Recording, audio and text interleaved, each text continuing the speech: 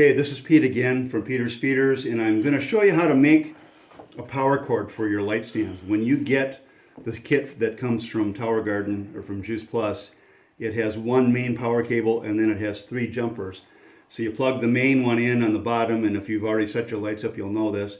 And then you do a jumper from the top of that light going over to the second one on the top. And at the bottom, there's a jumper that goes from the bottom of that one over to the third one, and the third one from the top to the top of the fourth.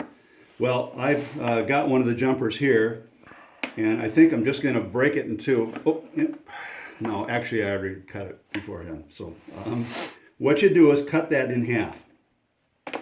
And then you take either a snips like this, or you can use a razor blade cutter, and you just separate it and pull it open a little bit. So now you've got the two ends of that cord, that power cord, that are fully insulated, and you take, using again the same shears, you can strip that away about 3/4 of an inch. And then I have that end.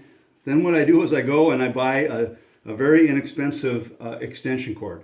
I got this one from Menards for like $1.77. And on this one, you cut off the end, just like that, and you do the same thing. You snip it in the middle so that the two ends are separated, and strip away the same thing on this, about 3/4 of an inch.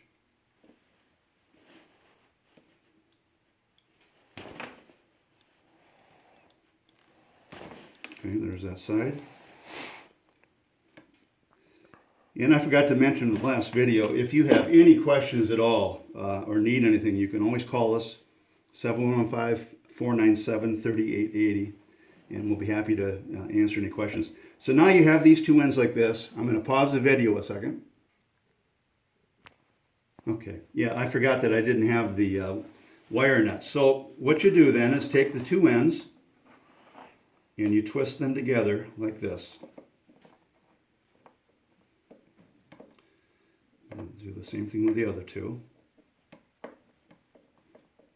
so that you end up with a cord, a new cord. It's got, no longer does it have the old extension cord end on there. It's got the half of the jumper that came with your light kit. And then we screw on the wing nuts, or the wire nuts, and that's going to hold that into place. And then what I do is I take electrical tape and we just tape this all together so that it's nice and neat and covered.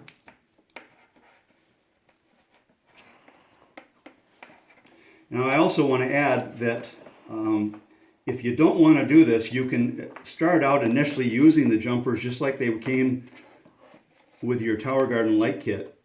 The problem with them is as the plants get bigger, they are going to get, they're too short to move the lights back so that you can allow for the growth of the plants. So what you're going to want to do is either do this and make your own power cords.